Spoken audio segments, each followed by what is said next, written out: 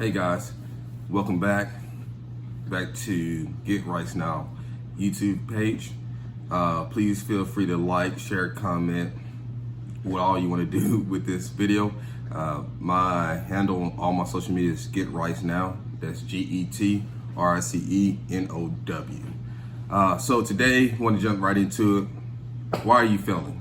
Okay, so we often talk about all the touchy feeling, the good feelings, things. We got fifth place in football when we were 8 years old, but we really never talk about failing. And what I mean by that is, what are we learning from? So I personally have a different connotation when somebody tells me I failed. I don't look at it as, oh, my world is coming to an end.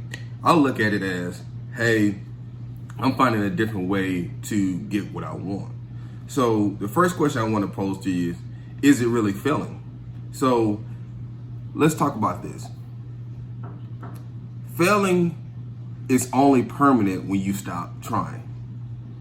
So when they talk about Thomas Edison and how it took him over 1,000 times to perfect the light bulb, when people asked him, why did he fail so much, or what was his response for trying so much? He just said he found 1,000 ways how to not make a light bulb.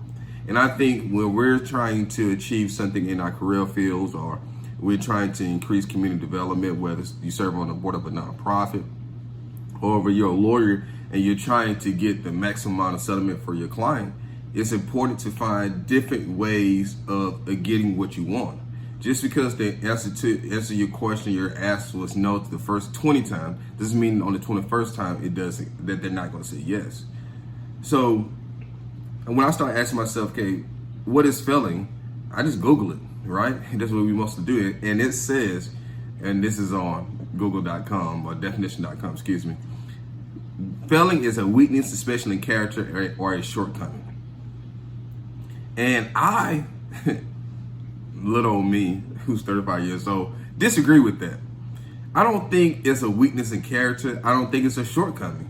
Well, I guess I would say it's a shortcoming, but I don't think it's a weakness. I don't think it's a weakness in character, because for me, when I was growing up, I didn't have a lot of lawyers or medical doctors or successful people around me. Those who were quote unquote successful were drug dealers. And so, when I looked to find ways to make money and better myself, I couldn't necessarily look around me and find those type of individuals. So when I went on this journey to make my money or make my claim to fame or whatever, I had to start reaching outside of my norm, my network. And I failed at it tremendously. I trusted friends that I should never trusted. I made business deals that I should never done. I started a degree program when I was in undergrad that I should have never started, because I just thought that was what you're supposed to do. But I didn't fail at those relationships. I didn't fail at those business opportunities. I didn't fail in college. I just learned a different way of vetting my friends and my colleagues. I found a better way to vet who I do business with. I found a better degree program that fit me to become successful. And so when I look at the definition, a weakness, especially in character, I shy away from that kind of, because I think, and especially in today's society, we're always looking to find ways to pat someone on the back for anything and everything. And that's not a good way to live, because, hey, at the end of the day, you're not going to make your mark all the time. Every time you try something, you're not going to make your mark. And it's okay if you don't make your mark, okay? It's fine. It's human nature. But what we don't want to do is discount the hard work that people who are successful and who are winning and who's getting to the quote unquote the bag and who's got these degrees and who has these businesses, we want to discount the amount of hard work they went through. And yeah, I know we always got that little devil on our shoulder that says, well, what about the guys who inherited it all? Well, their parents or their uncles or whoever had to put in that time to work to get to that point. And so for me, I think it's important to not carry such a harsh connotation with the word failure, but to say you just didn't succeed in a way that you thought you could have succeeded. You just got to change your methodology. And so for me, I define finding that there's another way just to achieve what results that you want. Here's the thing. And the reason why I think I'm so passionate about this is, how many times have you been in a conversation or a relationship with somebody and they try something and it doesn't work? And the first time it doesn't work, they automatically just, I quit. Whatever. They get frustrated. And it's like, dude, this is like your first or second or third time attempt trying to make spaghetti. In which we all know spaghetti is pretty easy, especially you get the sauce. But I think we come to society, we have brought society to a point of, if it doesn't work in the short period of time and it doesn't work exactly how you want to, people give up. There's no staying power. And so for me, I ask myself, why do I think I'm failing, or why do I think somebody else is failing? Okay? So if we take the definition of failing, is just you not achieving the results that you want in the manner you thought that you should have achieved. Why do I think I was failing? Why do you think you're failing? Okay, so let's take the class example. You take a test. Let's say a spelling test or a mathematics test. Take a mathematics test, and you get a 40 out of 100. That's failing, right? Okay, so did you do what you need to do to get a passing grade, which I think is 70 points out of 100 these days? Or it might be 65, I don't know. I'm kind of out of touch with that. But did you do what you need to do? And if you did do what you need to do, which is study and go over some mathematical questions, examples for the test, where's your misfall? What happened?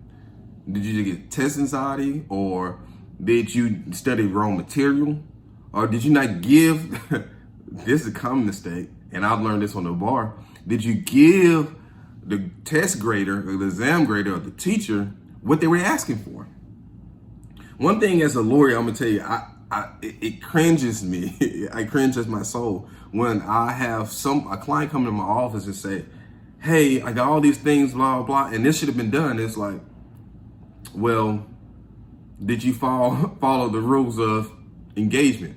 So for example, with personal injury cases, you have clients that come in, well, they want a gazillion dollars for their settlement. And you're like, okay, well, what makes you think that you get a gazillion dollars? Well, this person hit me and that's it. They shouldn't have hit me. Well, okay, but I mean, were you injured?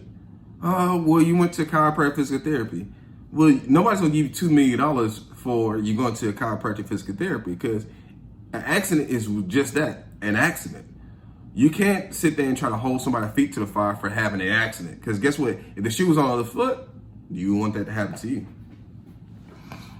Another component that I think about when we talk about why are you failing, is it that you just need to make a 5-degree change and not a 180-degree change? What I mean by that is, somebody tries something and they're like, oh man, it didn't work. They're still trying, but what they do is they turn a complete 180 and do the opposite of what they did. And you say, okay, well, hey guys, you don't have to turn away. Maybe you just had to tweak a few things. Okay, so for once again, I take the bar exam. For me, I took the bar exam twice. The first time I did a specific program, and I was like, I knew I had it, but I didn't make it. But when I went to study the next time, I just didn't throw everything I learned the first time away. I just tweaked it a little bit. I changed my studying methods, and I passed with flying colors. So I think when we talk about why are you failing, I think you have to look at, what is your definition of failing? Is it a weakness in your character, or is it just you didn't achieve the results that you think you should have achieved by doing what you were doing? And why do you think you're failing? Okay? And then lastly, maybe you just need to make a minute change. Just make a simple change. And you'll find that you'll be way more successful in your wildest dreams. So here's the thing. Keep your head up. Keep trying. But don't throw the baby out the bathwater. If you're not achieving the results that you want, just look at yourself, analyze it, and say, okay, what is it that I can learn? And just pivot and adjust.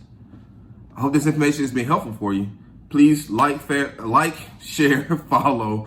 my stuff. DM me with any questions, or you want to talk about any topic, or you want to do a duo YouTube presentation or what have you. Follow me. My handle on all my social media, TikTok, Facebook, Twitter, and LinkedIn, Instagram is Get Rice Now. That's GETRICENOW. Look forward to hearing from you guys. You guys take care. Have a blessed week.